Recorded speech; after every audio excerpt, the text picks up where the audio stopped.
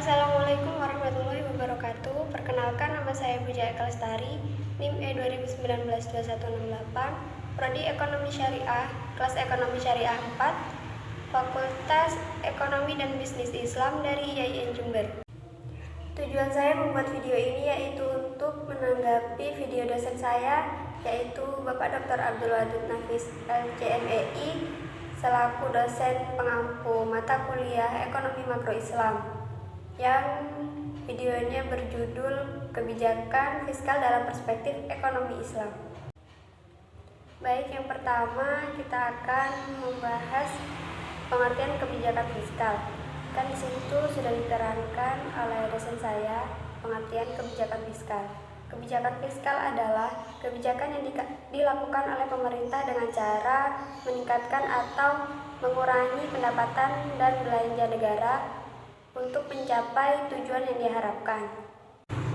Dan saya akan menambahkan pengertian kebijakan fiskal menurut buku LKS Ekonomi kelas 12 semester 2, yaitu kebijakan fiskal adalah kebijakan pemerintah dalam memengaruhi pengeluaran dan pendapatan dengan tujuan menciptakan kesempatan kerja yang tinggi tanpa inflasi.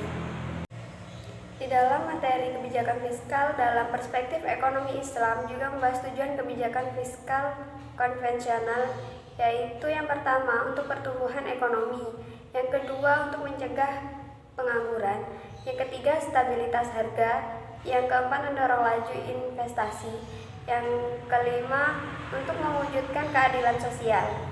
Baik, selanjutnya yaitu membahas tentang jenis kebijakan fiskal, yaitu yang pertama ada ekspansif, yaitu bagaimana pemerintah mengeluarkan uang di masyarakat dalam rangka untuk meningkatkan ekonomi.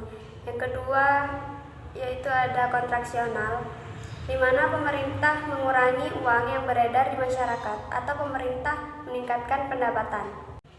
Dan selanjutnya juga membahas tentang komponen kebijakan fiskal, yaitu yang pertama kebijakan perpajakan, yang kedua kebijakan pengeluaran, yang ketiga kebijakan investasi dan diinvestasikan, dan yang keempat pengelolaan utang atau surplus.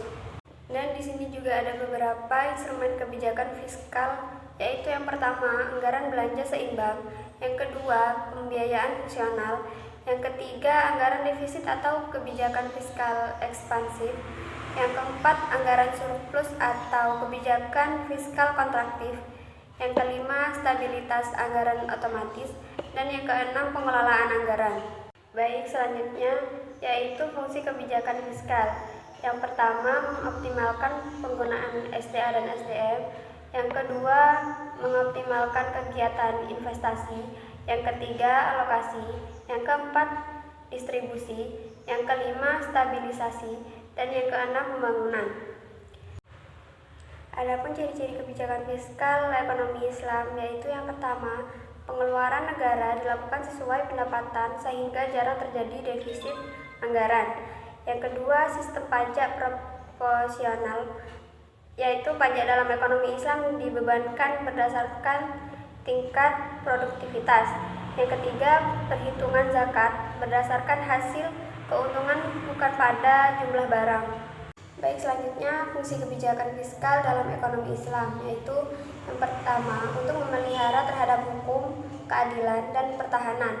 Yang kedua untuk perumusan dan pelaksanaan terhadap kebaikan ekonomi. Yang ketiga untuk manajemen kekayaan pemerintah. Yang keempat untuk intervensi ekonomi oleh pemerintah jika diperlukan. Baik, yang terakhir yaitu membahas tentang instrumen kebijakan fiskal dalam ekonomi Islam, yaitu yang pertama jizyah atau pajak yang dibebankan kepada non-muslim yang tinggal di negara-negara muslim sebagai imbalan dan perlindungan. Yang kedua ghanimah, yaitu harta rampasan yang disebabkan oleh peperangan. Yang ketiga faid, yaitu harta rampasan tanpa disebabkan peperangan. Yang keempat zakat, yaitu harta yang dikeluarkan karena sudah mempunyai harta mencapai 1 nisab. Yang kelima kharaj, yaitu pajak yang dikenakan kepada tanah di mana tanah itu adalah hasil pertanian. Dan yang keenam nawaib, yaitu pajak yang dibebankan kepada umat umat Islam di mana negara itu mempunyai kesulitan ekonomi. Yang ketujuh, amwal fahla, yaitu harta-harta yang pemiliknya tidak ketemu. Mungkin itu saja yang bisa saya sampaikan. Apabila ada salah kata dari awal hingga akhir, saya mohon maaf. Wassalamualaikum warahmatullahi wabarakatuh.